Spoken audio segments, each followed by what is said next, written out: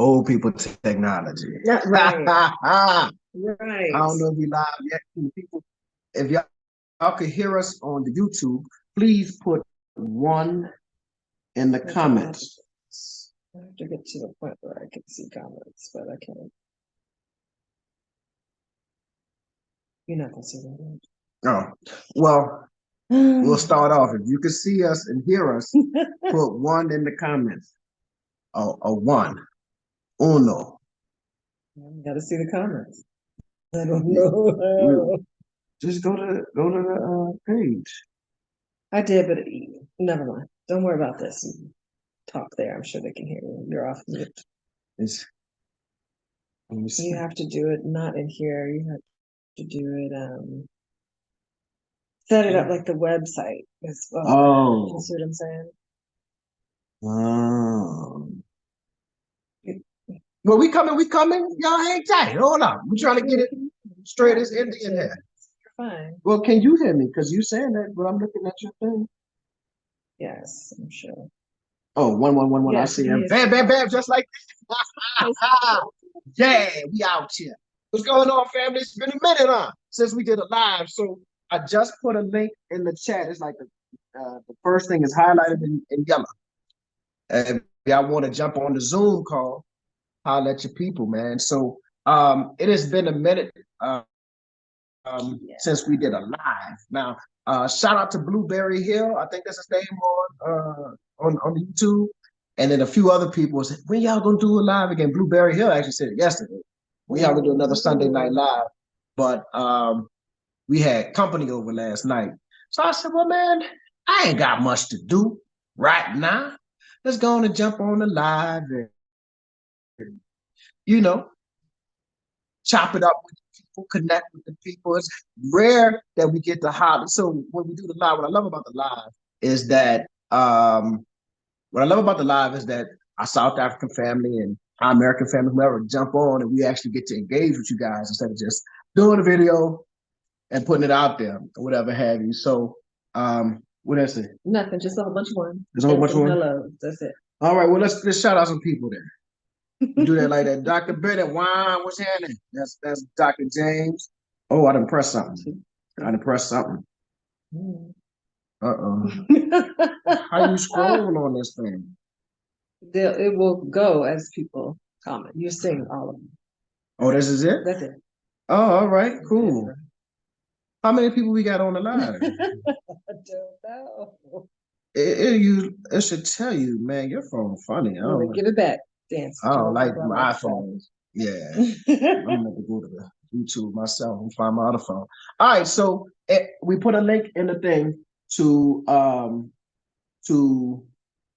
jump on the so anybody want to jump on and chop it up? Let me see. Hold on. I got to put my finger all in the screen. All right. Anybody want to jump in and chop it up? If not, we could just sit here and we could have us an intimate conversation. So what's going on in the world? What's not going on? There's so much stuff going on. I've been watching a lot of YouTube videos on the Israeli-Palestinian thing. Is it getting darker in here or something? It might be. I don't know. Look like you're being distracted. Yeah, Israeli, Palestine. You've been watching what? What you been watching? Nothing special. You were talking to me about the West Africa, Sahel. Oh yeah, colonial whatever. Yeah, that was interesting. See, look, the light going lighter and darker. I just don't get it. Okay. But anyway, so I also been keeping my eye on American politics. 2024 is going to be a doozy. Mm-hmm. It's going to be a doozy in terms of American politics. So it could be the return of Donald Trump. That would be interesting. It could be the return of Joe Biden. And I think that will be equally as interesting. Right? What else has been going on? I think last time y'all saw us, we was coming from the New Year's party or going to the New Year's party. Yeah. I ought to jump up, put my gold That teeth wasn't in. alive. No. I just recorded it and put it out. You know, we had I think somebody jumped on. Let me see. Nope. Anyway, is the link there? Can y'all see the link? Well, ain't nobody want to jump on. Maybe everybody sleep. Could be that. Request for a Q&A of how you all met. Again. Okay, I'll tell you the story. Family, my first time being on live. Hey, Louisiana. Hello from Dallas, Texas. How are you? D-Town, fucking town, D-Town. What's happening? You know, my best friend, he lives in he from Oak Cliff, and that's all I need to say. From Oak Cliff. For the South African family, Oak Cliff is like Hillbrow. It is what it is. So shout out to Dallas, man. Y'all want to know how we met? We met at the university at college. You know, I guess I was maybe 19. Oh, it was your freshman year. So 18. Yeah, somewhere around 18. Mm-hmm. And you know, I wooed her with my undeniable charm. And but you know, we had then after college, you know, like there was a long lag. About 7 years. Yeah, it was some time, you know.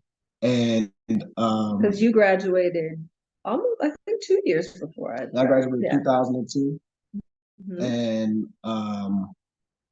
And I don't like to say we were broken up. I like to say we were stretched. And estranged. No, we were stretched. And the fact that we came back together again is a testament to our elasticity. This revisionist.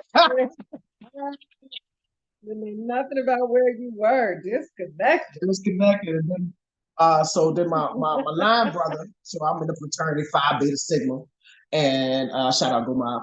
And my line brother one day hit me up.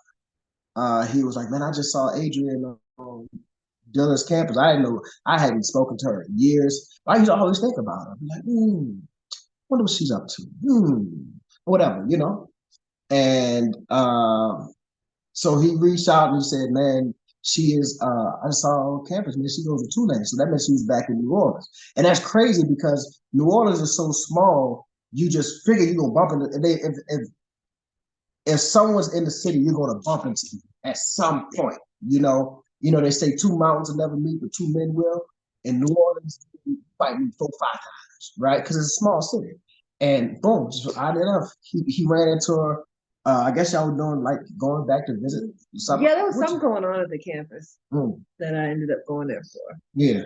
Don't remember what. So then there was this little thing called the Avenue of the Oaks.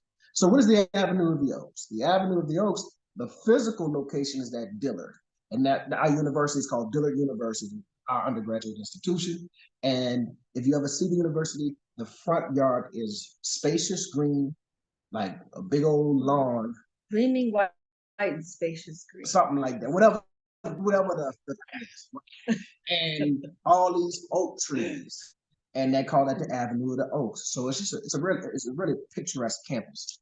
But her friend created a online Facebook type thing called the Avenue of the Oaks. So all of these Dillard University alumni were kind of meeting and connecting. So he said, man, yeah, she on the Avenue. I said, okay, cool. So I just reached out with a very simple, I think I said, what up? And that was it. I said, what up? And she responded, you were, by the time I reached out, because it was a couple of, like he told me that, and like I went to her page and stalked her page a little bit. You had to get your confidence up. My swagger is always on 1,000. No. My swagger is, I was trying to see if it was worth it.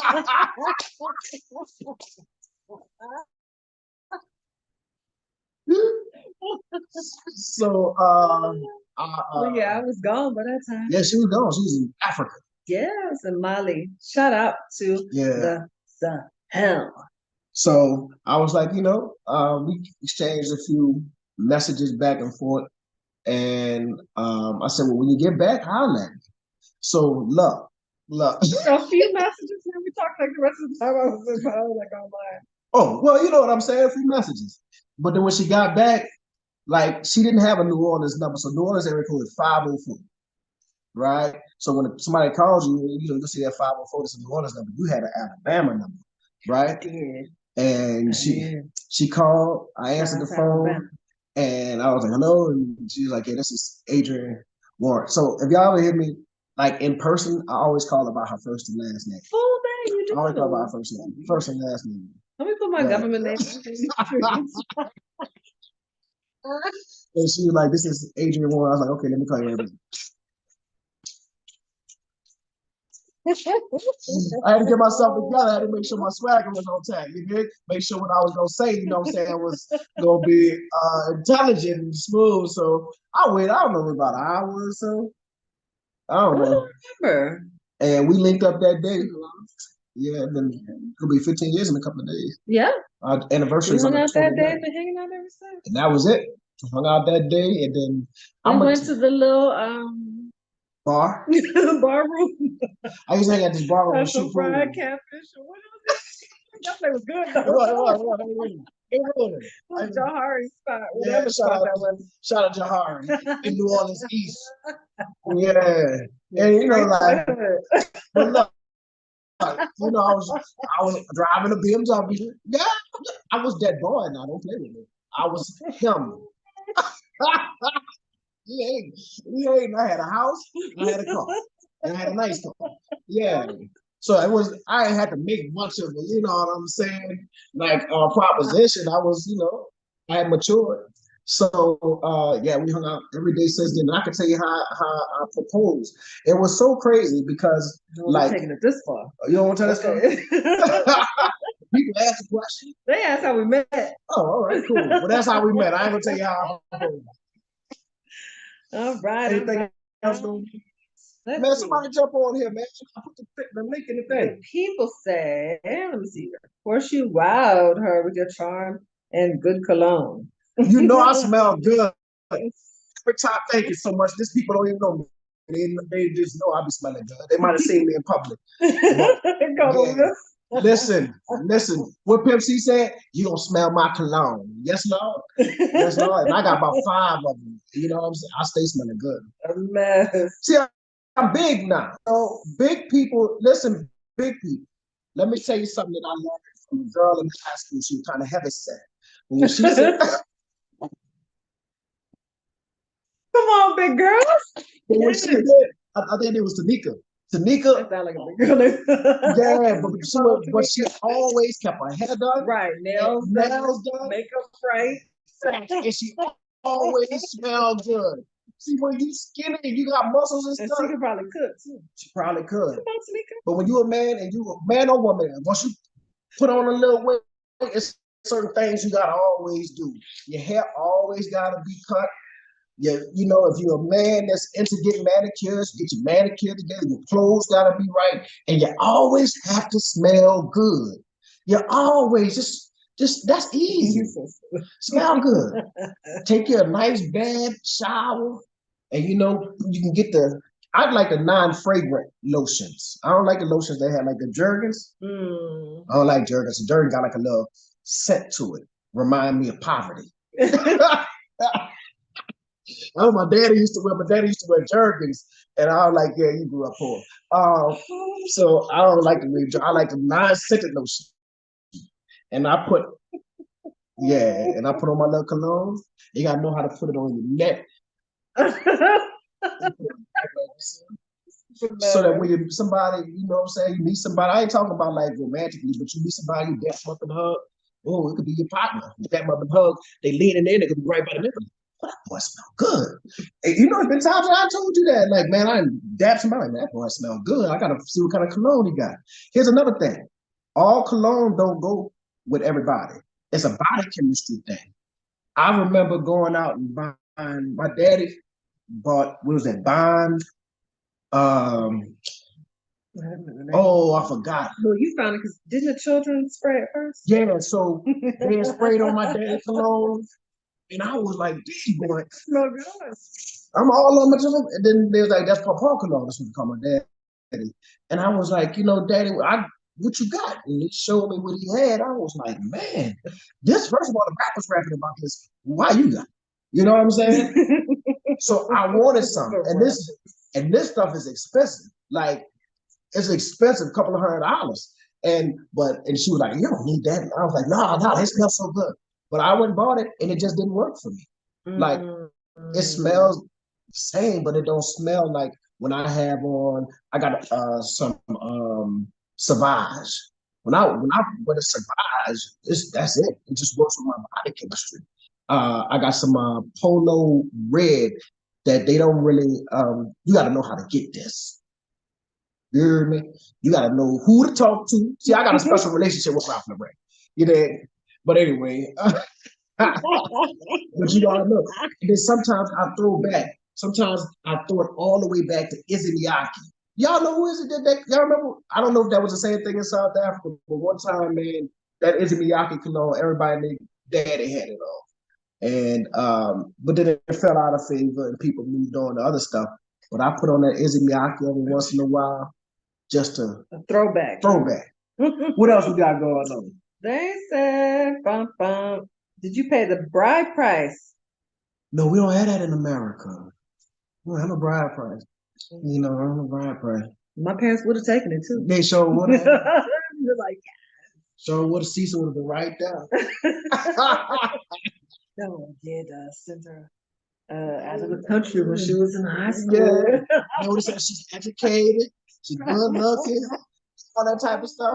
Probably couldn't afford it. I'd have sell the house in the car. No. Yeah, y'all are hilarious. Okay. Let me see. Oh, Adrian saw through that swagger and went on to the motherland. Oh, no. No, the swagger's gonna pull her back from the motherland. Player. I was coming back anyway.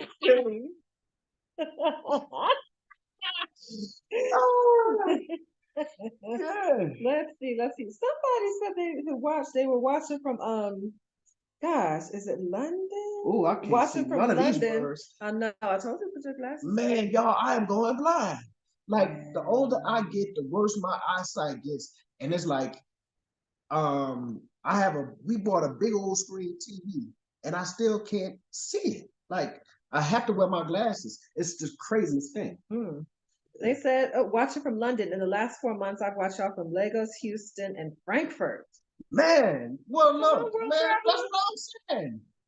You got passes on your stamps on your passport. With a hotline blade. Let's say, what are your views on the current predictions of USA going into a deeper depression? It's gonna happen. Leave the world behind the movie. Oh Lord. Okay, let's talk. Not that little silly movie. So here's the deal. During COVID, every American got 1,200 USD, and I think we got that a couple of times, right? Because people were out of work, or it was just to kind of ease the strain, the economic strain that COVID put on people. I was still working in it. We moved straight from office to online, right? Virtual work. So I was still working, receiving the check. Only thing I couldn't do was go into the prisons because a part of my job was going into the prisons to see my clients. So, and that only lasted for about 3 months for me. But when America or the United States government began to print all of that money, giving everybody a check, the stimulus package, you can't stimulate without recession. You just can't print money. So now you hear everyone in the U.S. complaining about how expensive things are. That's the result of inflation. That's the result of the stimulus. And I understand why the government did it. I don't want to be misconstrued. I understand that people needed that money. Yeah, they did. But it felt free then, but now they pay for it on the back end. So the recession is coming. No, it's not even a recession. This is going to be full out. Well, I think the new terminology to avoid using the word depression is like deep recession. You see how they do it? Deep recession. So it's going to be a deep recession, not a depression. That's too far. It's going to be a deep recession. It's going to be rough, man. It's going to be rough. And unfortunately, when it gets rough for America, it gets rough for a whole lot of other countries too. Yeah. Because all of these systems are intertwined. So when it gets rough for the United States, a lot of other countries will feel the pinch too. Both Western countries, both African countries, just around the world. You see, I was watching something on China feeling the pinch, right? Because America is the world's marketplace. So everything comes. So when Americans start tightening them belts and saying, stop spending, because buying food. When I was a bachelor, this is the truth. This is the God honest truth, because I wasn't great at budgeting or whatever.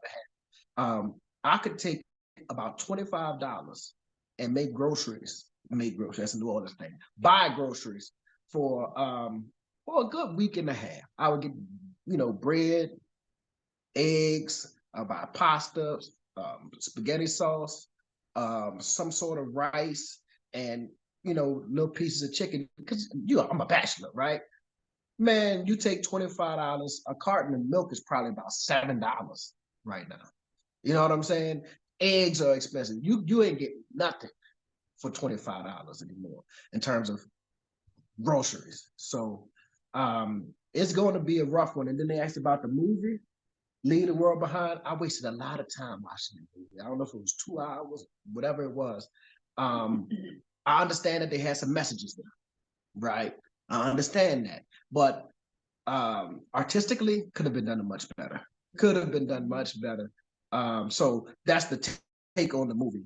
It could have been done better, but I do see the warning, I guess, if you will, and I heard that you have billionaires now buying bunkers and filling them with all kind of stuff. I don't know if that's conspiracy theory or if it's in the news. I saw it on a YouTube video, so don't repeat that. Don't repeat that. They've been doing it. Right. Right. Same thing with these little warnings. That stuff been around for a long time. Right. So, but I do think it's going to get rough for the United States. And the thing about it is that, and Dr. Cornel West always uses this bipolarity. And he says it's a choice between a neo-fascist and a neoliberal. And that's what we have right now. We're still dealing with the choice between Biden or Trump. And make no mistakes about it. These two men will be in the runoff for the presidency of the United States. And I'm not sure that, listen, there's strong critiques of Donald Trump. We had him for years. There's strong critiques. Racist, yes, indeed. Brash, tactless, all of that. But we got strong critiques of Biden too. This is the man who wrote mass incarceration. Like, he wrote the bill. This is the man who is currently supporting genocide in Gaza. So I'll say this: there's a very famous Muslim scholar in the United States. His name is Omar Suleiman. He happens to be from New Orleans too, but he is famous throughout the United States. And he is leading a hashtag called Abandon Biden. This weekend in New Orleans and across the United States, they're still having pro-Palestinian protests. There are a lot of people, Black, white, Arab, Muslim, and Jews, who are truly upset with the way Biden has handled the Israeli-Gaza situation, Israeli-Palestinian situation since October 7th. So it's unfortunate because it comes right on the precipice. Is that the word I want to use? Right. I don't know. But it comes right before these elections, and people are going to have long memories of that, right? Who says that Trump would have done it any differently or any better? Right? It would all been the same way. Well, we know. Yeah. We already know how that works. So, and then so if you guys remember the 2020 election, right? There was a senator, so Biden was losing in the polls. And there was a senator named Clyburn from one of the Carolinas. And when he endorsed Joe Biden's trajectory changed, and he became the Democratic frontrunner. He then, to appease in many ways, picked a Black woman, Kamala Harris, to be his running mate. And that all but assured him the Black vote.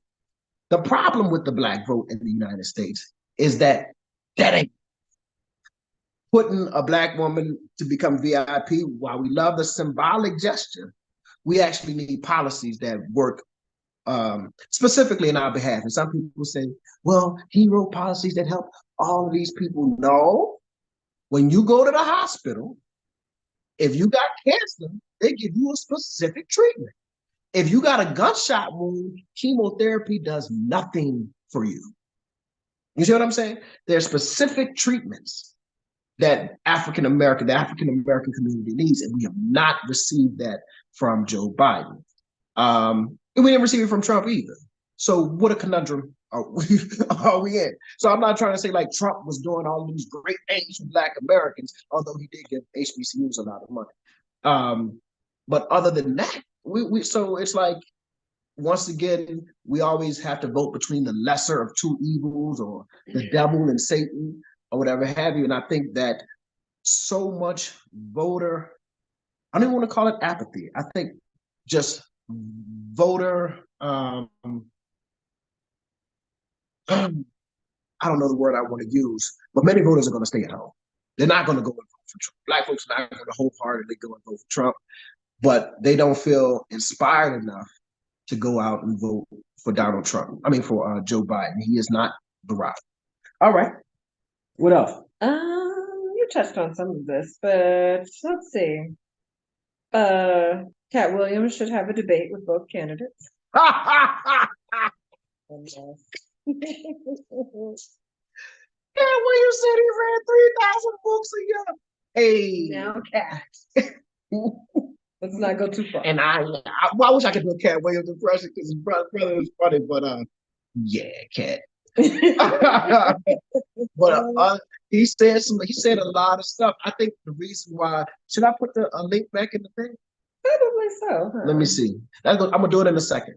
I think the reason why the interview took off the way it did is because there is a large contingency of the American populace, both Black and white, who see certain things, right? Like when he said Kevin Hart arrived in Hollywood, and next thing you know, he had a Soul Plane. Y'all, I remember when Soul Plane came out. I had no idea who Kevin Hart was. I'm like, how you got a movie with Snoop? Right? Snoop was the star to me. Like, Snoop was the name that made me want to go see it. I was like, who is Kevin Hart? So do I believe that he's talking about industry plants and that industry plants actually exist? Sexy Red. There's a whole industry plant. Y'all don't really want to listen to Sexy Red, right? Whole industry plant. So, but other than that, I mean, saying he was a child genius, I don't know. I don't have any proof of it, but I do know he said that he was offered a scholarship at 8 years old or 9 years old or something like that. And we know that a Black person offered a scholarship at 18 often makes the news. So a Black genius child getting one at 8, I think there would be some sort of record of that. I'm not sure. I could be wrong. Maybe I don't know his real name. Maybe it's under another name. But and reading 3,000 books, but he started a conversation that apparently a lot of people want to be involved in. I found it. Yeah. And I actually watched the whole 2 hours and 46 minutes of the interview, and I laughed out loud very many times because he is absolutely funny. But sometimes I was laughing at the sure outrageousness of his claims when he said he read 3,000 books, that he runs a 4.4. And I saw him put out a little video that showed him running, and it was like 4.4 seconds or something like that. But I was like, well, how fast? I could run 4 seconds. You know what I'm saying? Like, how far did you run the length that you supposed?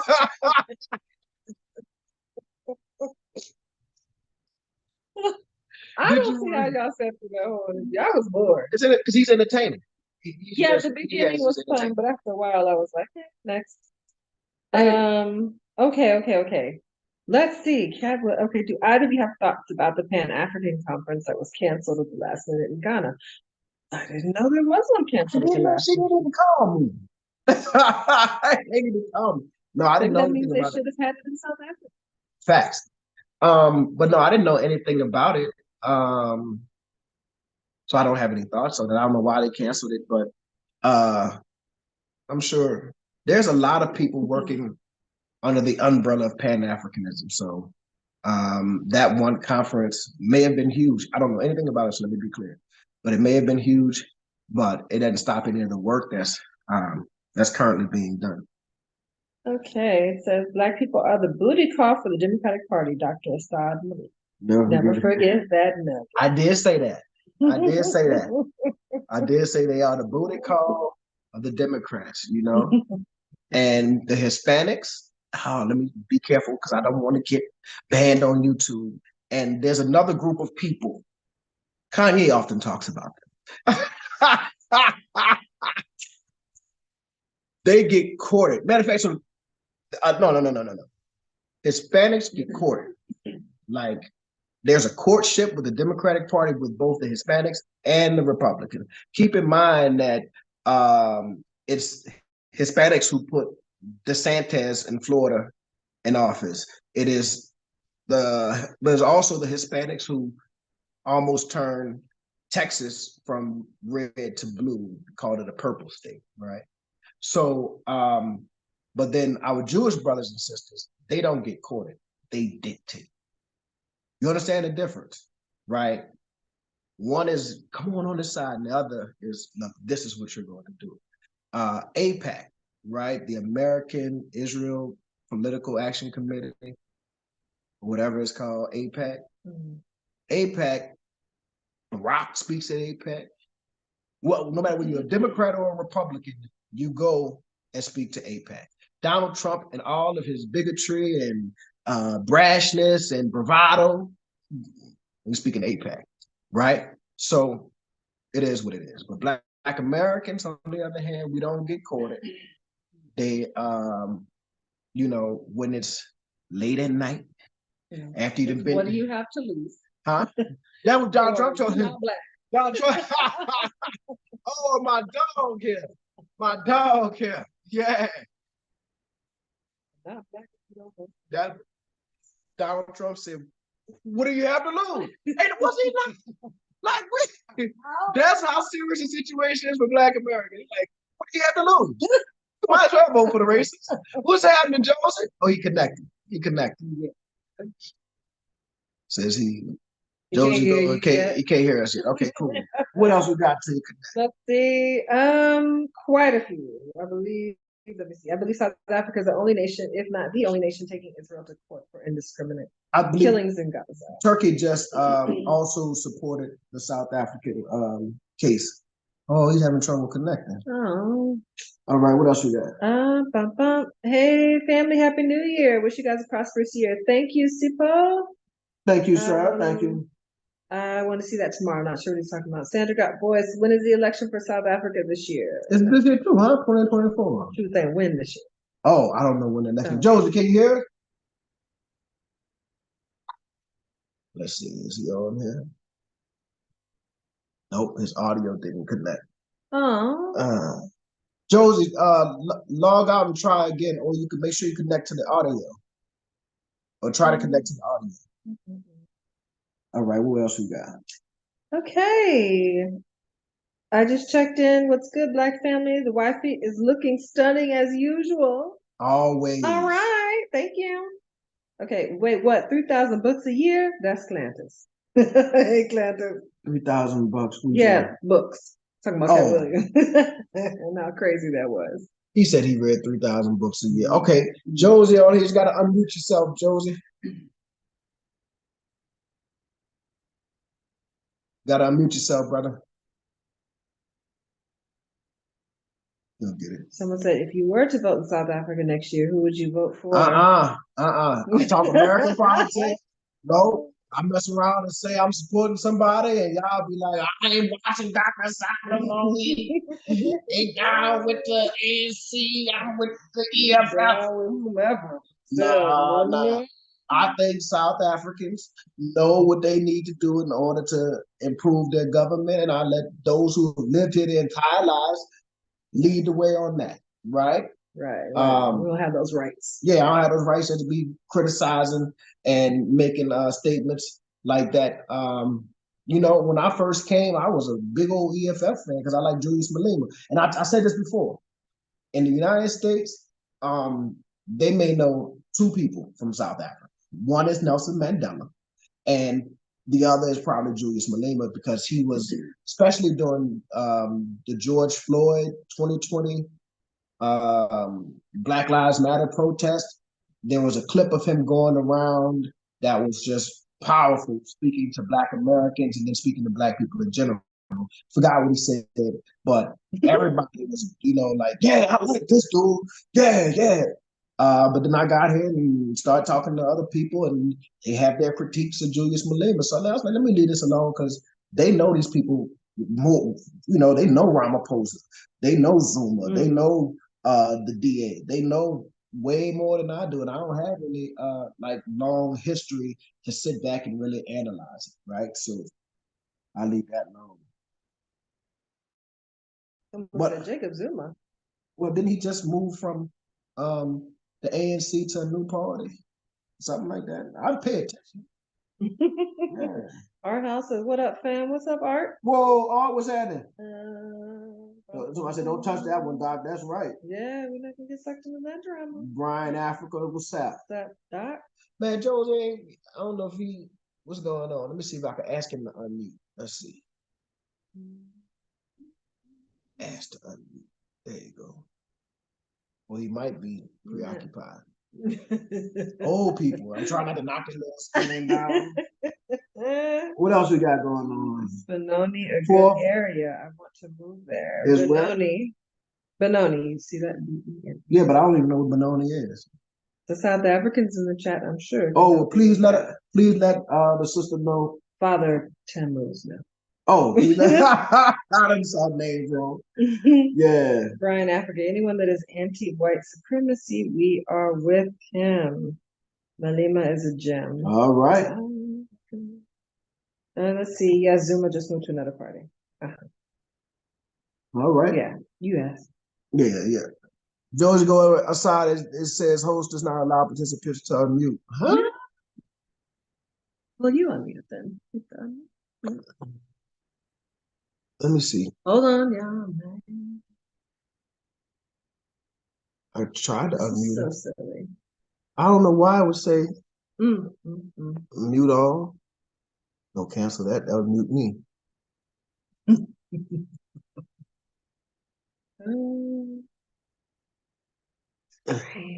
That's strange.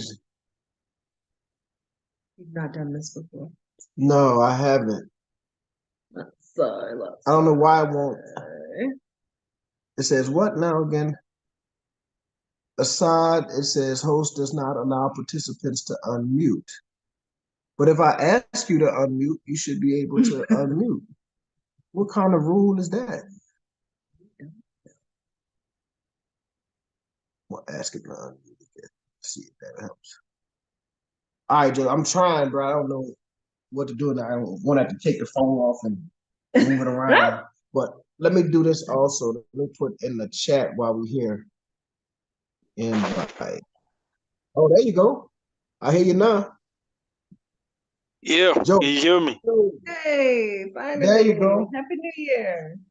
Compliments. Yes, Happy New Year. How you guys doing? Huh? Man, we good, brother. How are you? I'm all right. How you guys been doing? Man, we live in South Africa and we loving it. That's what I tell people. I get to watch the craziness of the United States from afar. Sit here and laugh.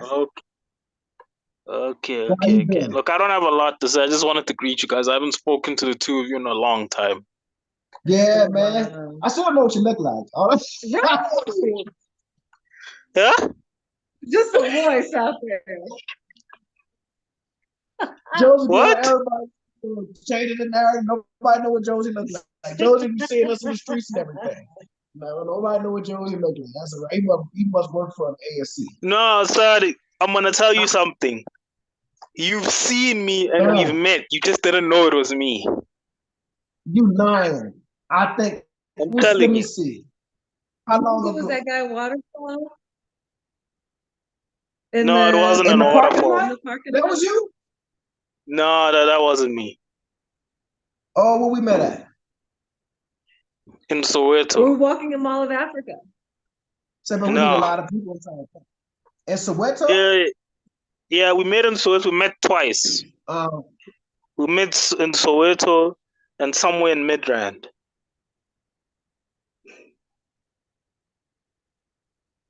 I don't remember meeting the same person twice. Yeah, Why you won't remember. I'm saying. Well, Assad, I have a secret to tell you. Josie is not my real name. So Obviously, that's why. that's your real name, right? What's your real name? I gave you my real name. I'm not gonna give it to you over here. So. But we did. You did give it to me in the email. You're right. You did give it to me. No, that's not my real name either. Oh man, is he the CIA? Who is he, man? He's an agent. Who you? FBI, CIA, DEA. The email is not my real name either. So yeah, so that's not my real name. So yeah. And I've Somebody actually said seen Josie Gold is the South African equalizer.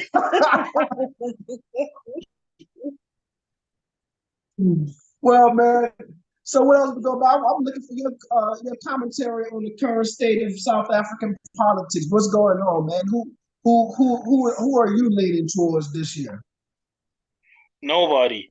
I'm gonna take my chances on my own. I just don't believe politics is gonna solve people's problems. Like as far as like politics, it's not gonna save anybody. The way I see it, look, the political game is over the years as I've observed that politicians work for the money.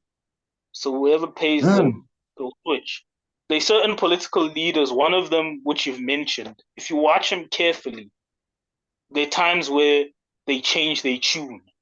You can tell that someone's paid them to say these things or to maybe not lean towards a certain topic if you actually follow them carefully. So there are no heroes in politics. It's about money.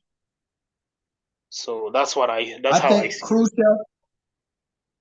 I think it was Khrushchev, and I could have this wrong, but I believe it was Khrushchev from Russia who said that politicians are the same all over the world.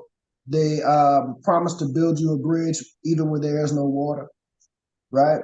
So I agree with your sentiments, brother. Like, I don't think politics are the end all savior of any particular group of people, but I do believe it's also policies that directly impact the lives of everyday people. And if politics were to work as it's given to us or as it was designed, the people who we elect to represent us are supposed to go there and make impactful policies that change the day-to-day lives of the people that they represent. And I think that corruption and money and the thirst and the quest for power often corrupts even the most sincerest politician. You know? Well, Assad, I think the biggest lie that some of us have been made to believe is that someone is out there for us. That's what I'm realizing. I mean, if this person's job is just to be a politician, if you look at some of the South African politicians, most of them have never had jobs. They've just been involved in politics. This is his only bread. It's not like someone that was a lawyer or an accountant, or maybe he owned a little small business, or even a guy that was just sweeping the floor, mopping them. None of these guys are that. They've just been career politicians, most of them. Most of these people right now, they're just there to make some money. So it's hard for me to believe that someone out there there to help me. And if you look at politics, the only way you can influence politics is either through money or violence. Sadly, that's the only way I can see it, not through the goodness of people's hearts. Hey, So, so then let me ask you this, brother Josie.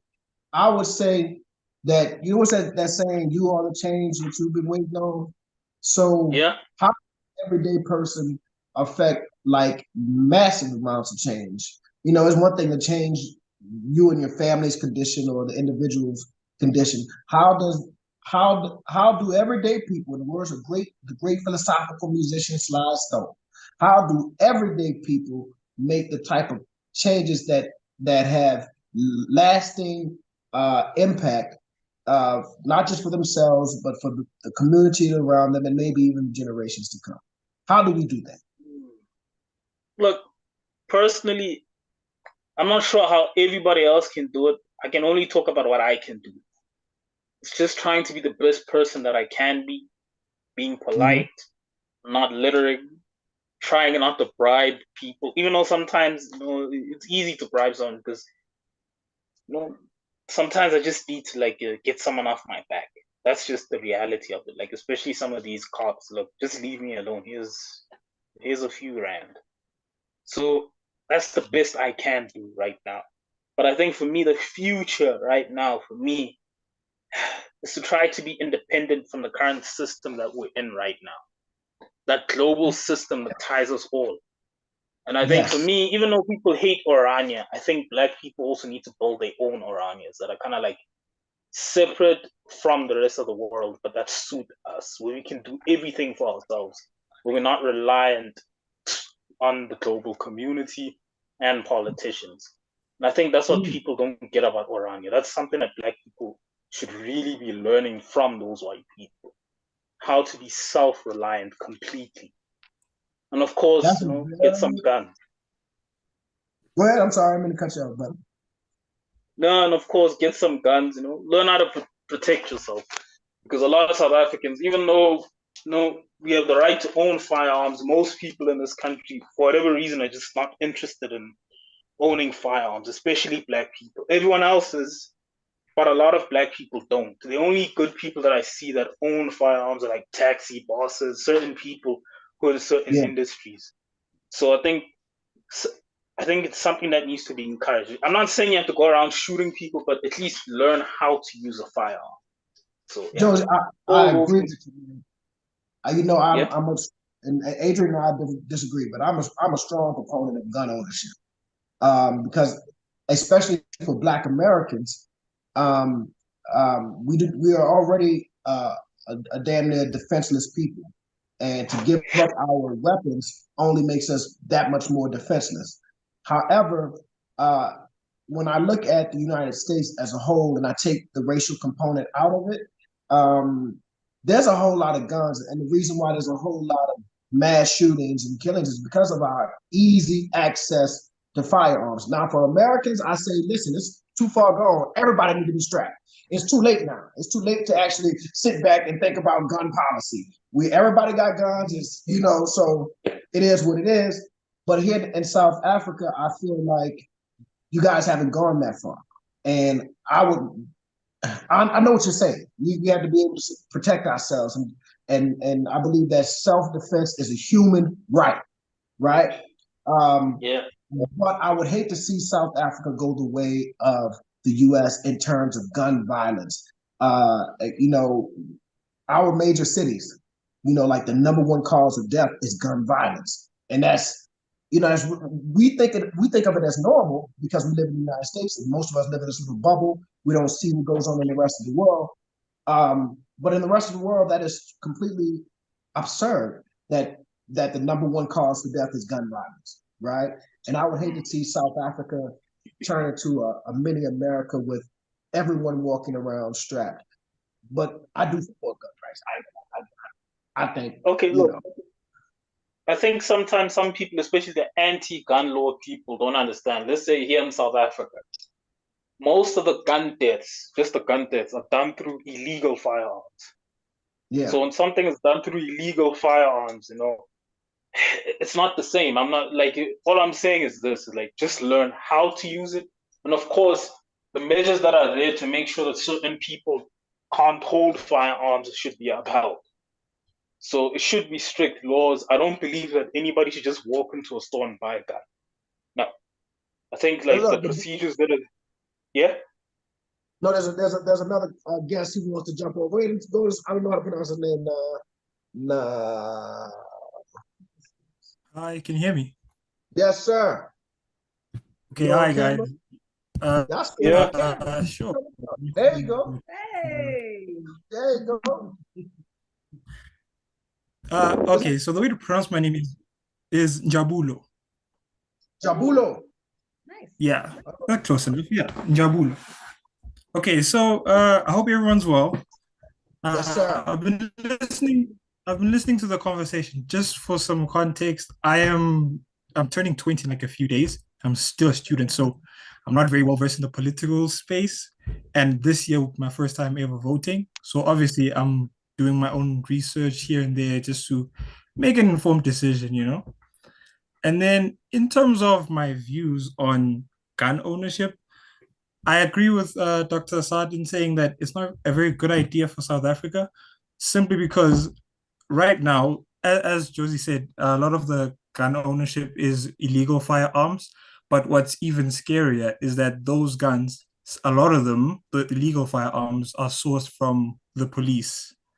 So when you think about that, how do you trust regular citizens with guns, knowing that there's also people who are getting guns from the people who are supposed to be protecting us, you know? So that's where I'm a bit. Sorry? The police sell the guns to the people on the street? Yeah, like there's indirectly. Yeah, exactly. What do y'all explain? Indirectly. Okay, this is how it happens. The police, like there's a corrupt syndicate within the cops that distributes illegal firearms in South Africa. So I'm not sure how they get them. Some of them are seized weapons that are already illegal or come up in somewhere in South Africa, and then they filter on into the streets. So it's not just them, but there are other groups as well, but there is a corrupt syndicate of police officers that was arrested for that. But they're not the only ones. There are other groups as well. So yeah, in a nutshell, that's how it happened. Well, in the U.S., the illegal guns come from gun owners who don't protect, who don't lock their guns up. A lot of us leave our guns in the car because you're most likely to have a problem in the street, right? So you leave your gun in the car, you get it home. We don't have gates. I guess they're gated communities, but for the most part, most Americans don't live in gated communities. So anybody can drive through your neighborhood and break into your car and steal your gun.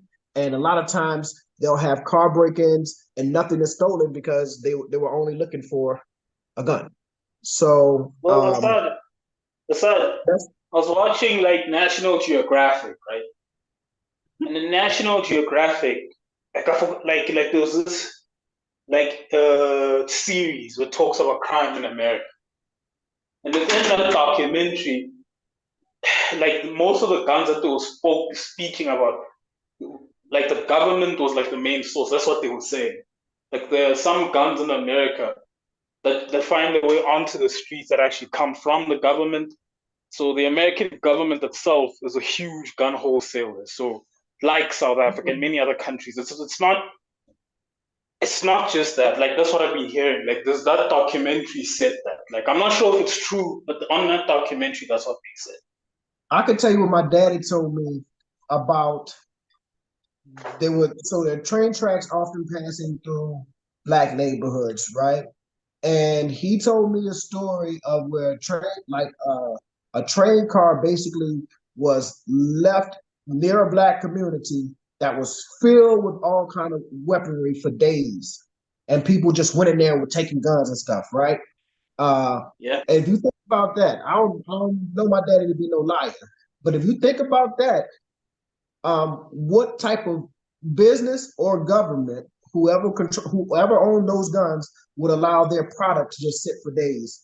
You know what I'm saying? In a community, when you see the type of weaponry that The stuff that they're using in like the wars around the country, we have those in our neighborhoods. You know what I'm saying? AK-47s. If you know anything about like hip hop, when people talk about choppers, oh, I got a chopper or whatever have you. That's an AK-47, right? Yes. We have guns with extended clips with, like can hold 100 shots. You're not hunting. These are assault rifles. You're not going hunting with an AK-47, right? And I've seen many AK-47s in my day, and all sorts of the new thing that rappers rap about. I got a Glock with a switch. It is a little mechanism that you can put on your gun that'll turn a gun into a handgun into a semi-automatic. That'll just one trigger pull, and it'll shoot out. Yeah. This is not anything that Black folks sitting in the projects created. We didn't create no switch. You know what I'm saying? Like, this is stuff that is given. So I definitely agree that the government or somebody is playing a role in us getting all of these firearms. But then on the flip side, as the I thought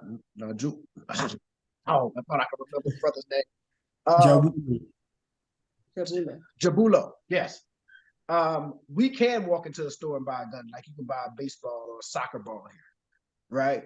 I can walk into Academy and walk out with a gun the same day, and as many as I want, and we get to open carry, right? I know you guys. Somebody was asking me about the laws here where there is concealed carry, right?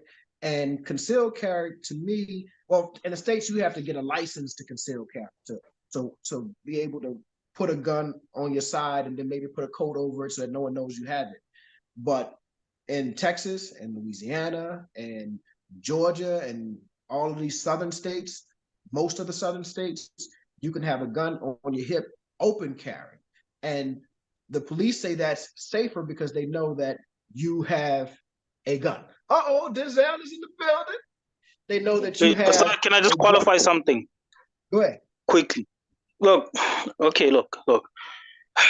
There've been certain incidents, like I remember like back in the day, look, I'm from Johannesburg, like, and in the early years of my life, a lot of the townships that people go to now used to be very, very dangerous. Like, things used to be bad.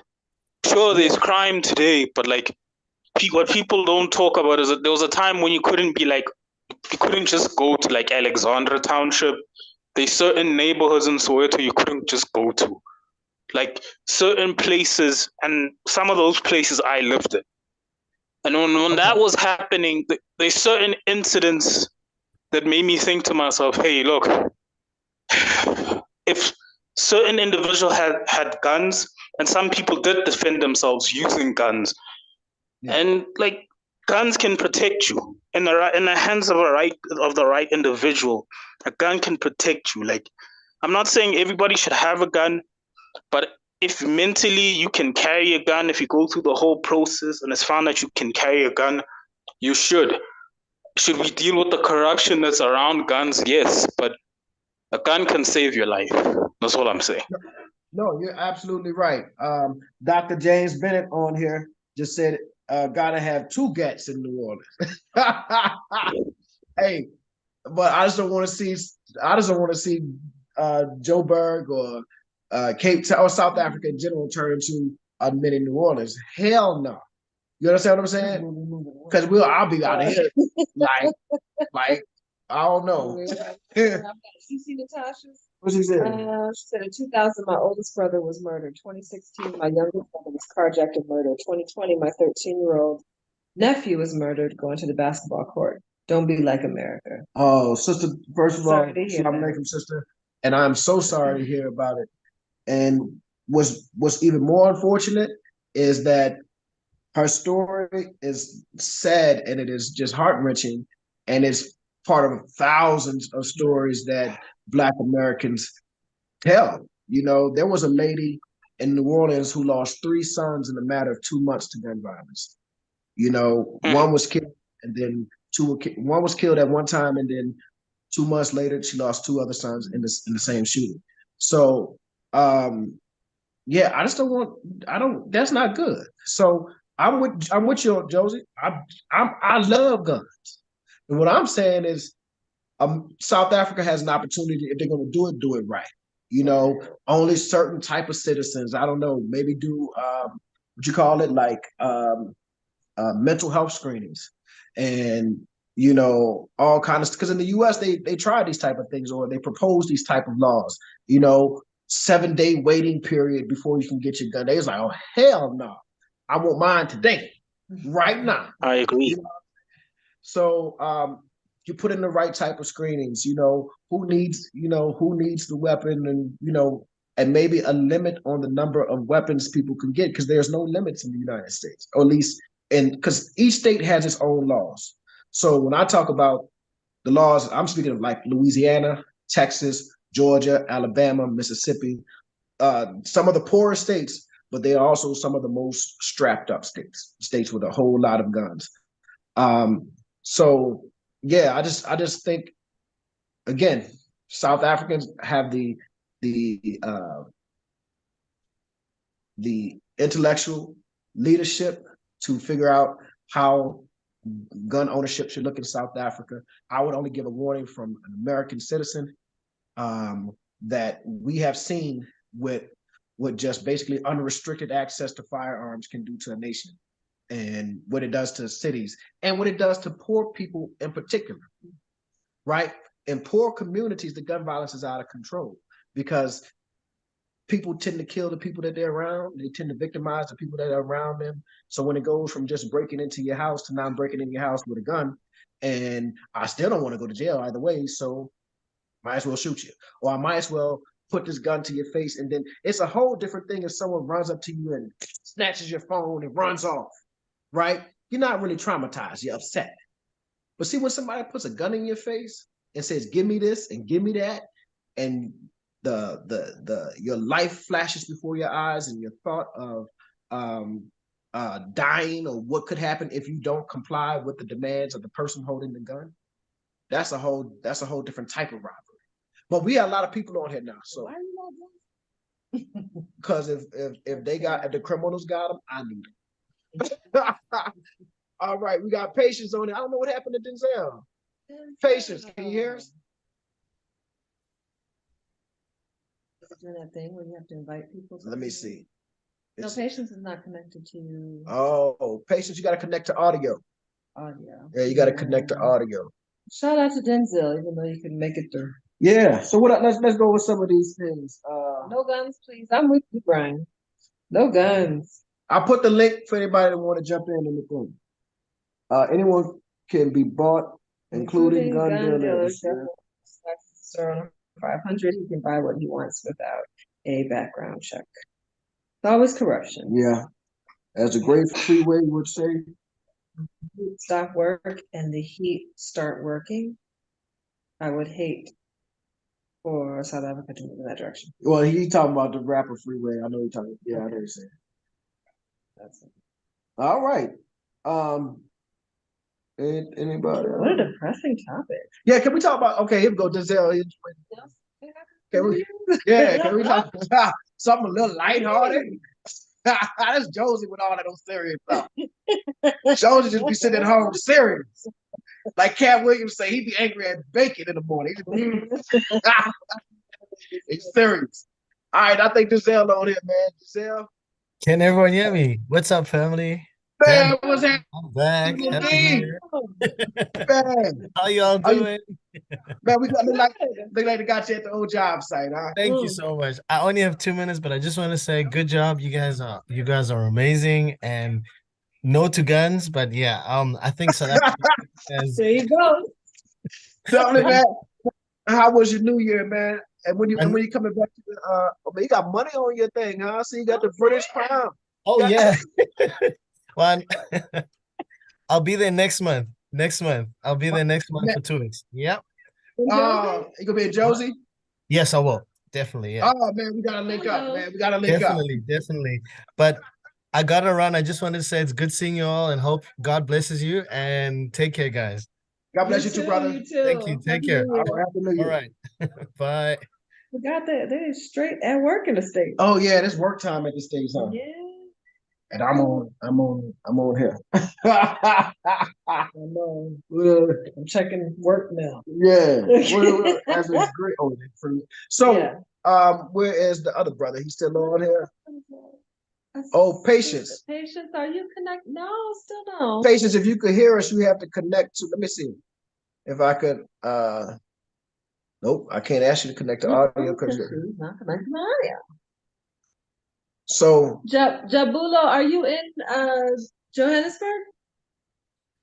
I'm in the East Rand of Gauteng, and I live in a township actually. It's called Vosloorus. Huh. So I was having a conversation with a brother the other day, and he was telling us, like, like, first of all, he explained that Soweto is not a township, it's a collection of townships. And I didn't know that. I just thought it was a township. He was like, no, it's a collection of townships. So in your township, is there like a lot of crime or is not? Because he was saying like some parts of Soweto are super safe and nobody's gonna bother you. Then he's like, there's other parts that are not. I've gotten this question a few times actually, and before I actually directly answer it, I have a friend who lives in Boksburg, and Boksburg, again, it's not really like a suburb, but it's like midway between township and suburb, more on the suburb side though. And then when I went to school in Boksburg, by the way. So then when I'll go over to his house and stay there for, I don't know, a day or two. And then when I would say, okay, now do you want to come to my house? He'd be like, oh, hey, no way, I'm not doing that because I don't want to get shot. I don't want to get robbed. Hey man, I don't want to die. I want to come home today. So I was completely shocked by that because like I asked him, like, before I reacted, I asked him, like, why do you feel that, or why do you feel that's going to happen to you? And then his response was that he feels like whenever you hear township, you're associated with crime and guns and just danger. So then I was like, okay, do you think, since I live there, do you think I go there every day fearing that I'll get shot? And then he said, okay, well, I don't really think you think you're gonna get shot every day. So then I asked him, in your time living in Boksburg, have you ever been robbed? And his answer was yes, he's been robbed twice in Boksburg. Wow. And then I live in Vosloorus.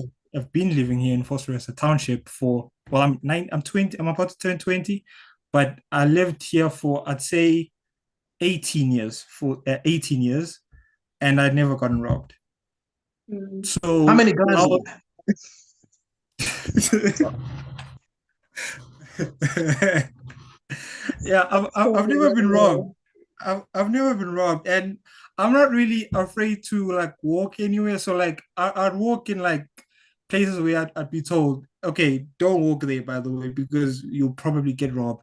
But like it's just what people, it's just a perception, not really an experience. So they're not telling me don't go there because I've been robbed there. They're saying don't go there because you might be robbed there. That's what they say. So then I basically convinced him to just come over for one day. And then he came, and when he saw the place, he was like, why is it so like peaceful? Like why are people just walking around freely with their phones on the street? I'm not saying you'll see that everywhere around here, but what I am saying is you definitely see people walking around, kids coming from school holding their phones, playing some music out loud, not with earphones or anything. So in terms of crime, I only know of like one area within my township where it is kind of dangerous, but then that's where a lot of the taxi owners or with the taxis are parked. So then, like everyone knows about the taxi violence. So other than that one area, honestly, I personally feel like 100% safe wherever I am because I don't go in with that fear that I'll be robbed because I think it's all perception. That's true, man. That's true. And I was just thinking about, I live in New Orleans and I've never been robbed like that. I had people break in my car, but never like walk up to me, take your stuff or whatever have you. Thank God, right? Right. But I do know that daytime and nighttime are two different, things. So there's a whole bunch of neighborhoods you can walk through in the daytime. But see, once them lights go down, a whole different element comes out, man, and Yeah. you need to be out. You need to be out. So that's good. But I'm glad of that, man. So what school do you attend? Yeah. Well, so Uh-oh. Is that us? well, but just to touch on what you just said, I don't want to assume that even at night here, oh no, saying my internet's unstable. Can you hear me, guys? Mm-hmm. Yes.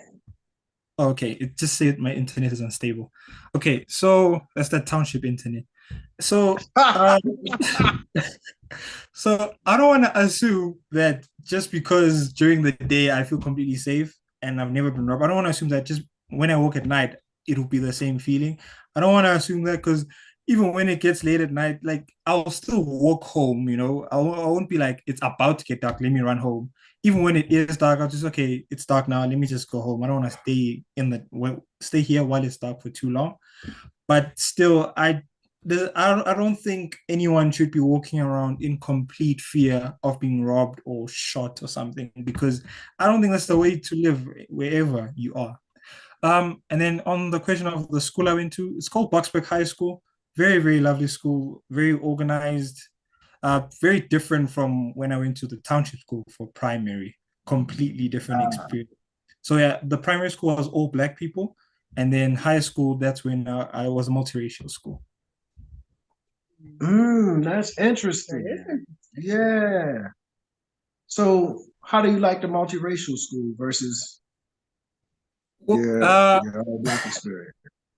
you see, one of the things that I always think about is how sometimes certain actions are like placed on certain races. So like you'd say, like how black people are always late or black people do that, but then white people do that instead. So I didn't want to go in with the mindset that I was in a black school and it was unorganized or disorganized, and then I'm gonna go to a white school. It was an English school. I don't want to go there and think there will be order. However, that's exactly what I got. The black school was not organized. The so-called white school was completely organized. I was in shock. I was in shock because so one thing I always tell my dad that is like radically different from comparing the two schools is when I went to the all black school. Um, sometimes we'd be writing an exam, like final exam, not just any test, class test or anything, it's a proper exam. And then the invigilator, which is the teacher, would just go outside and talk to another teacher. And then I'd be there like, oh, like my friend is sitting right next to me. I could just ask him for the answer. Or usually That's they what I would ask do. me, but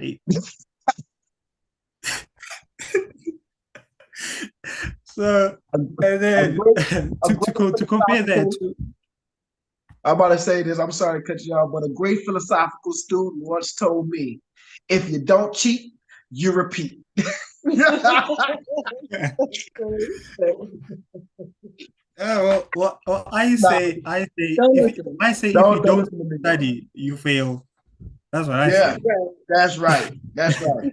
That's right. So to compare it to now the white school, the school it was so organized. So that exam aspect, during our final exams, what we would have is the teachers would come in. So let's say the exam is a 2 hour exam. In that 2 hours, we'd have 4 different invigilators where they would keep rotating. I guess they have their own invigilation schedule. And it was complete organized. I never in the all black school, I mean, I did think about cheating, but I would never do it. But like in the other school, I didn't even think about it. It was like, I was like, this thing is impossible. They changed it. So each one is fresh. So it was completely organized, but it was a huge culture shock going from all black people and only speaking isiZulu to now going all of a sudden I'm speaking English all day, every day. Ah, Wow. Oh, but then again, with the So I English thing, I had didn't really have much of a problem because I am a nerd. I mean, I wear glasses. It was I like wear I glasses used to watch a lot of. too. I'm sorry, there's a huge lag. Yeah, I'll I wear keep glasses quiet. too. I got swagger, me. But you don't know. Yeah. Oh man. Oh no. Oh, I think he froze. I think he's Ah. frozen. Oh no, he's back. He's Am I, back. am I still frozen? Tom's internet again, huh? You know I had another. Yeah. All right, let's see what some of these comments say. Anything I can read? Crime is active in every single city in the world. The Western media was extremely negative about SA. White communities do appreciate Black Americans showing the truth because it gives value to our land. Did y'all see that thing that I posted about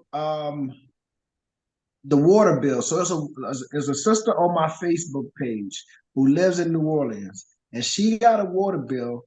The total amount she owes is about 8,000 some odd dollars, not rand, dollars. And her current monthly charges were like $1,100 or something, like $1,000, something just totally crazy.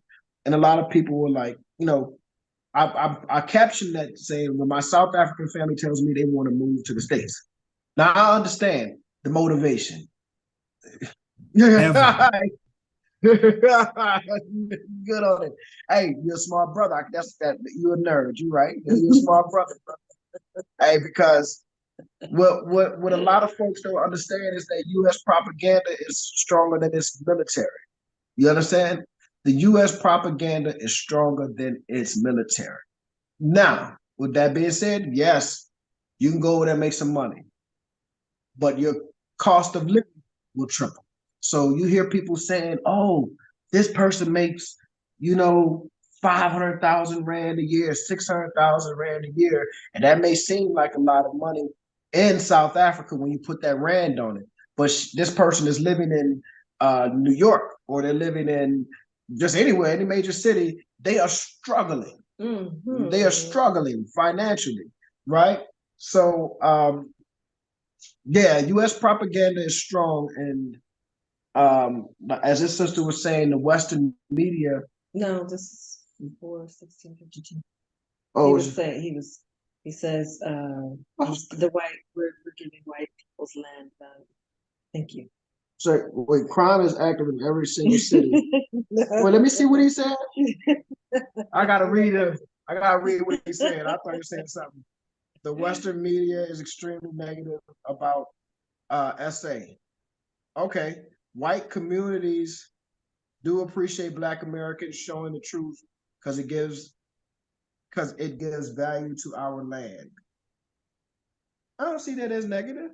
I didn't say it was negative. Oh, well, yeah. I mean, Can I tell you guys an interesting story? Yeah, go ahead, brother. I'm really sorry to interrupt you. So this is kind of to touch on the American propaganda. I remember when I was a bit younger, about to start school. I had a grade R graduation speech. So grade R is the year before first grade. So to graduate, each of us, you had to go up, just say your name, and then say what you want to be when you grow up. So then I remember it was my turn. Now I was excited. All the parents of the other children were there. It was full. And I was excited because I thought I had the best answer because everyone was saying pilot, engineer, doctor. I was like, yeah, whatever. Here's my answer. So I went there, hi everyone. My name is Jabulo. And then when I grow up, I want to be an N-word. Oh, wow. So Yeah. so That was for a me, horrible answer. You should have repeated it. The R. Go ahead.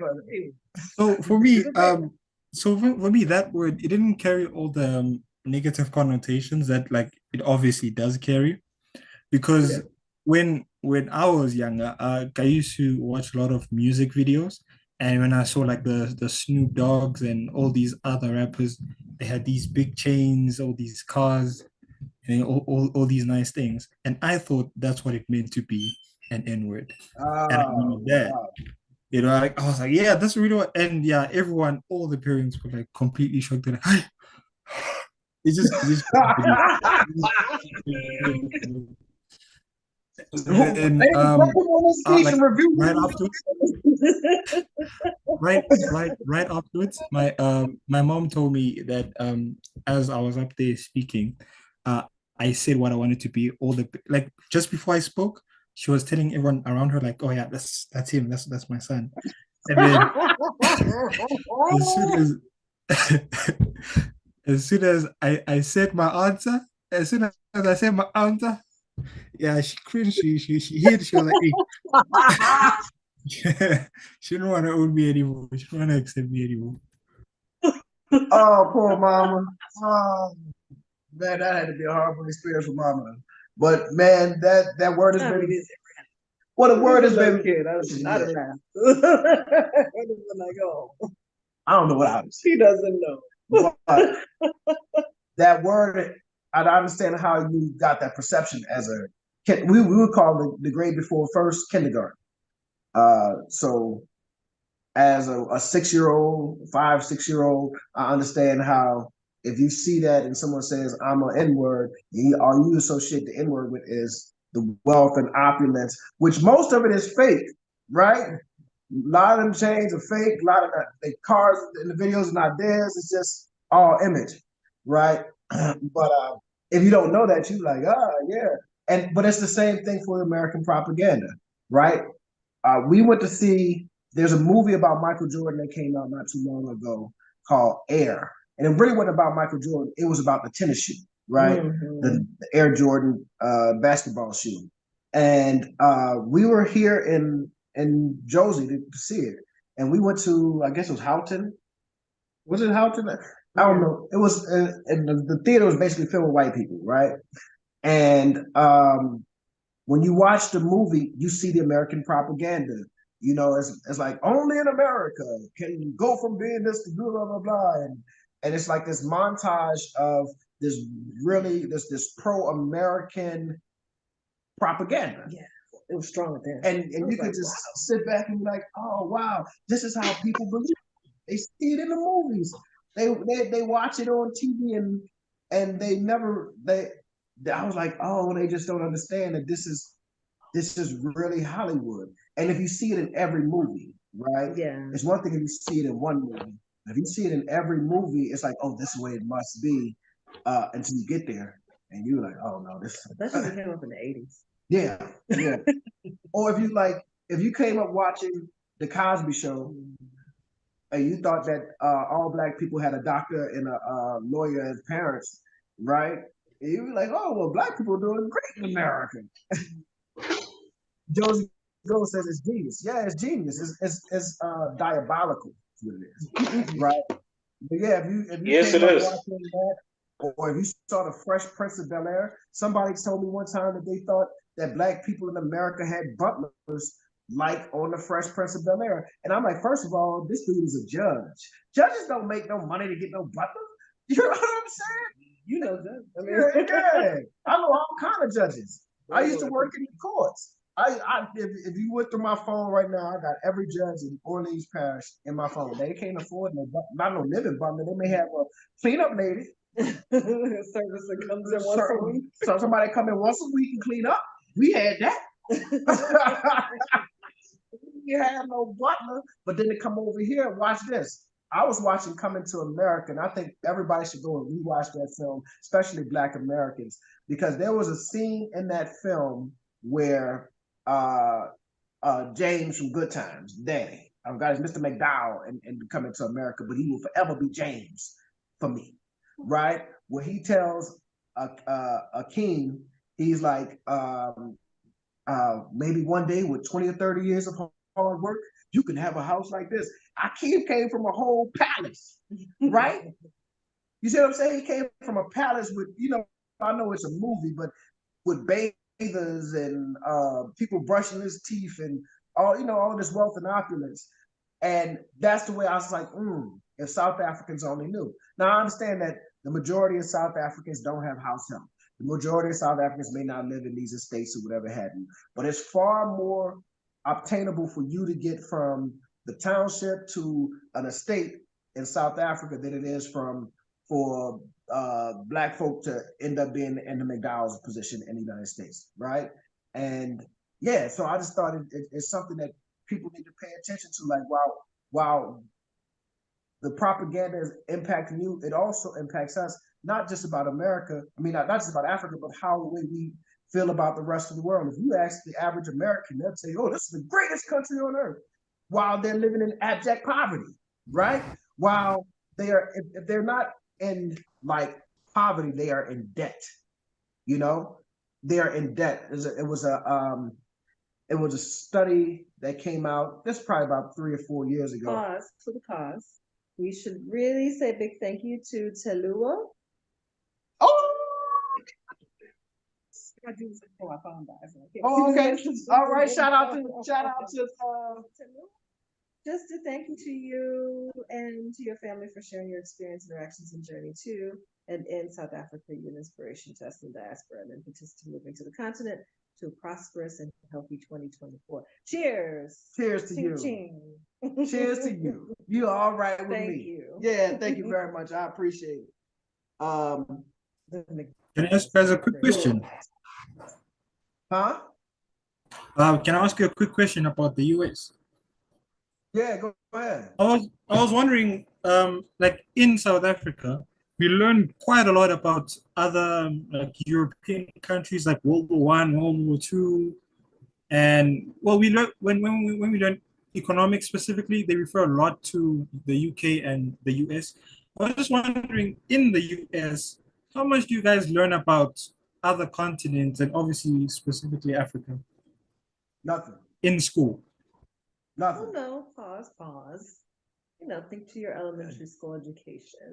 You learn about geography, this continent. World geography. You learn but they world talked geography. A bit about, I remember learning about like the dynasties in China, and then some of they went back maybe as far as like Middle Ages for Europe, and then walked through up till past beyond World War II. We had a class. I learned about like indigenous, like Native American cultures quite a bit. Let me see, other continents though. Africa. Nothing of Africa. Nothing of Africa in grade school. Yeah, you don't learn. You don't typically learn much about Africa. The outside of that's where Black Americans came from. African Americans came from Africa. Connected to like Black history. Black history, right? It's just like, well, this is where they come from. You came from, and that's it. It's not like let's learn about Nigeria, let's learn about Ghana, let's learn about Senegal or Mali, where the majority of African Americans derive. You just learn nothing pre-colonial. Yeah, you just learn. We came and got y'all in chains, and we brought y'all over here. And that's why our history starts. And they skip right past a lot of Black American history. So then, when was the first time you heard about Nelson Mandela? Oh, no, I went to a Black church. And see, that's another thing. So we have learned a long time ago for the Black church at one time was not only a religious institution, it was an educational institution. So I grew up in a Black church that had like Black history programs every year. So we learned about as much as we could. You know, they all give us the same story, which is kind of, you know, a fabric. We came from kings and queens in Africa, you know, to try to build up our self-esteem, right? You know what I'm saying? We try to build up our self-esteem, right? But we learned about, so also, I'm going to tell you something interesting. And this is very interesting for me personally. Rap music. See, I grew up on rap music that wasn't about killing and gold chains and I grew up on Public Enemy, X-Clan, Poor Righteous Teachers, KRS-One, right? And listening to them, you know, and the X-Clan had a song To the East, My Brothers to the East. And, you know, red, black, and green with a black fist and all this type of stuff. So listening to this music, I started to hear other names, right? Other names, and then just my inquisitive nature, my curiosity, like, well, who is this person? Who is this Patrice Lumumba that they're talking about? I ain't never heard no Patrice Lumumba. I have no idea what it is. I'm too young. Oh, yeah. Well, when hip hop started, it was party music for about a good 10 years. Then it became this, it was what they call conscious rap, right? A whole lot of pro-black stuff, a whole lot of just pro-black, there's no other way, pro-black conscious music, right? And then after that, it became all gangster and conscious music died. And so you have one or two conscious rappers still out there, but for the most part, so I grew up in the era, that was the rap that I grew up in, like conscious rap. And then when you get to university, when we got to university, and we went to a black university, undergraduate, and that's when you get your like real black history, if you're interested in it, because it's not like a mandatory class. You're not going to just, they're not just going to teach you about Africa and or even Black America. You got to actually, I want to sign up for this class and learn, unless your major is history or something like that. And I had African World Studies course. Yeah. What was her name? Betty, Dr. It wasn't Parker Smith. I forgot her name. Another lady. And you had Dr. Kalan. Yeah, that's where I got all my study of Africa was in undergrad. Yeah. At an HBCU. Yeah, and you had to kind of seek that out. Yeah. Yeah, you had to seek it out. But Black history, like in the Black church, like for Black American history specifically, not Africa, African American history, you'll get that in your church. You used to get it in your church. I haven't been to church in a very long time, so I don't know if that's still the thing. But in the church, in the churches that I grew up in, that's where you got your Black. And I remember this because I used to be on the Black. We used to have something called the Black History Quiz Bowl, and we would compete against other churches in the city. Like, so you would have to learn all of this information. Who was Garrett Morrison? Who was Dr. Charles Drew? Whomever, like these Black inventors and these Black political figures and these whomever who started Tuskegee University and all that type of stuff, right? And then you would compete against other churches. So that's how I kind of got my Black orientation. And I'm not sure that all churches were like that, but that's the way my church was. But Africa was, yeah.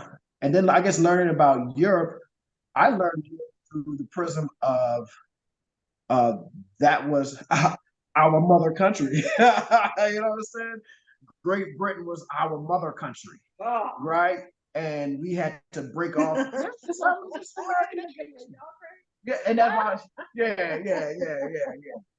Well, now hold up. Now I seen South Africa's prime when the Queen died. Now, So stand and judge you. But we learned that was our mother country, and then really the indoctrination of America takes place. That's what our education is about. Is in the U.S. It's about proving how great in terms of like history, how great the United States was. Yeah. So it's all indoctrination, but it is what it is. Any other? Let's see what they got going on. Somebody just self-destruction. Oh Lord, you ain't got no. Do we have any Americans in the chat? I was a big fan of Arrested Development. Shout out to Arrested Development. I don't know what I did. I touched something. All right. Like and subscribe. Thank you. Yeah. Yeah, do that. But yeah, so that was kind of our education. And then you have some people who just have this inquisitive nature, so I wanted to learn about, she's gonna plug her phone in. I wanted to learn about Africa more than just what I was told. It's full of disease, it's poor and blah, blah, blah, blah. And when you become distrustful of the educational system, you start saying, they might be lying. You know what I'm saying? Let me see what Africa is about, man. I think the greatest thing that could have happened to a generation, it has its pluses, is the internet.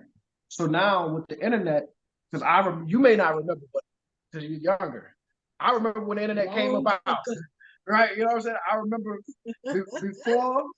before the internet, you used to have to go to a library and pull out a book and read, right? He's joking. Pull out a book and read. But the internet came and you could just I remember in high school. This is how old I am. I was in high school, and this white girl I went to. So you said you went to like a black. I went to all white schools my entire life, like majority white. Um, um, and this white girl showed me how to get on the internet, go to yahoo.com. She was telling, I remember specifically, vividly, of her telling me how to type in www.yahoo. And the reason why I remember it was Yahoo, because at the time there was a comedian named Yahoo Serious. You remember him? Mm-mm. It was a comedian named Yahoo Serious. And I was like, well, why did they name this thing Yahoo? That's weird.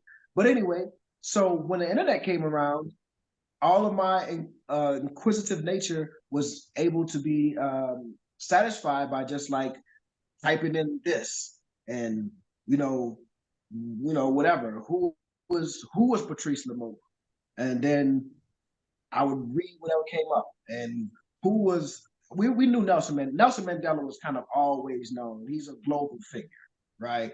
So we knew when he was released from prison. That was so he's an anomaly in terms of us understanding like Africa. He's Nelson Mandela.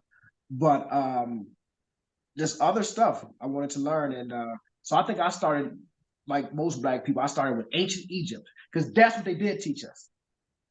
They did teach us about Egypt, like the pharaohs and the pyramids and stuff, but they never specifically said Egypt is in Africa. They never gave us that information. They just be like Egypt was this thing, and then they went to the Roman Empire or the Greeks, and then they went to the Romans, and then on to the rest of Western What about society. All right, what Mansa we got Musa? here? No, I learned about Mansa Musa years and years later. I had no idea who Mansa Musa was.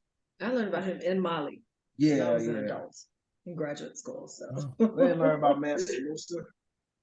We didn't learn. I didn't learn. I learned about Malcolm X through like my uncle, who was like this pro-black revolutionary person. We didn't learn about Malcolm X in school. And that's an African American, right? We learned about Dr. King because he was kind of like safer, kind of he's the dreamer. We believe in nonviolence. We didn't learn about Malcolm until far later. A movie came out. Spike Lee made a movie called X, and like I said, it was a time when hip hop was real revolutionary. So he creates this movie about Malcolm X, and that was very impactful. Like I was like, this is the first time I'd ever seen a man talk the way he talked, because Dr. King was eloquent, but his message was a little bit different than Malcolm's. And Malcolm was also eloquent, but he also had this this masculinity. Not that Dr. King didn't have a level of masculinity, but what I mean by masculinity, I'm not talking about like traits. I mean more of like this manhood thing. Like we're going to defend ourselves. We're not going to let people smack us around. It was a different. It was the way that you want your father to be. It was that type. King had a more Christ-like presentation where he was willing to be a sacrificial lamb for Black America, for all of America in many ways. So I love Dr. King and I love Malcolm X. But when I saw that movie, I was radicalized. Yeah, I'm going to school calling white people devils and everything. Yeah, I was out of control. I don't want to see the guy in the comments. They say, yes, they never taught about Malcolm in American schools because they did not want us to know about him. Facts. I'm coming to SA in November. Come on through, TPA, Travel and Leisure. November's a while for me. Say it again. Egypt exhibit is separated from the rest of Africa in the Met. Yeah. Did we go to the Met? Mm-hmm. Yeah, we've been in the Met. Yeah. But if the person who says it, what's the name of that person? Natasha, when you see the Met, I'm sure you've been there. Like I believe it was the Met or maybe in the Louvre. It was one of these museums that we went to. You actually see like hair of the Egyptians, like they had the hair there, and it's like this Negro hair. And I'm thinking to myself, how in the world can you argue against the blackness of Egypt, of ancient Egypt, when they walking around with all this Negro hair on their head? You know what I'm saying? Afro pits. Like white people don't use Afro picks, you know? So very interesting stuff. How long have we been on here? Hour and a half-ish or so. What time is it now? 10, Ooh, 25. 10:25. Lord have mercy. Well, Yeah. I think we're gonna wrap it up. Yeah, we're gonna wrap it up. Yeah. All right, my brother. It was a pleasure talking to you. I don't know if Patience ever was able to get her stuff together. No. All right, Josie. Yeah, Josie's still on there. Yeah, sir. It was great meeting you the other day. Like, yeah, it was great meeting you. No, it's another great live. It's great talking to you again on a live. Always a And pleasure. and a prosperous year to you, everyone in the chat. Jabulo, patience. Make some money, do well for yourselves, and get some guns. Yeah, bye. Hey man, I'm just a broke student. I like to make some money. Yeah, I'm gonna make you some money. Yeah, gotta get some paperwork, baby. Always gotta get that paperwork. All right, family. It's always a pleasure just to connect with our people, man. Yeah. Is there any comments that we need to Let's review before we go? And they have the hair more hidden in the fake wig to showcase the jewels. Jules, yeah. Tried, unfortunately, my system failed me. Oh man. Sorry. We should do this more often then. Somebody said I used to work for AOL. Boy, that's throwback. They said AOL. Lord. That's when you had the dial-up. You don't know about that, young brother. You don't know when you had to and make a little noise before you get on the internet. Oh, bro, that was Internet, boy, technology has moved so fast. Yeah. Since when you say you about to turn 20? Yeah, turning 20 in 10 days. Man, well, first of all, happy birthday. But I can recall when, like, number one, you couldn't get on the internet on your cell phone. Like, that just wasn't your cell phone was meant for calling. And I remember when text messages used to cost you a whole lot of money. Like, you sent a text message, that was a charge. And so I remember cell phones before smartphones. And I remember my daddy had a car phone. Yeah, that's throwback. Ooh. Yeah, had a car phone and it had to have a little antenna in the back, and it was connected here. And all my friends thought I was rich because my daddy had a car phone. They like, oh, his daddy got a car phone. He got money or whatever had. And then the first cell phones used to have to carry a little box with it. I don't know. I guess the box was the battery, and you had to carry this little box to use it. Man, that's throwback. But anyway, man, we about to get off of here so I can, I guess, go ahead and go to bed, man. No, you said you had work. Oh, I do have work to do. All right, family. It's always a pleasure speaking with y'all. Y'all have a great night, and y'all be blessed. Uh-oh. Peace.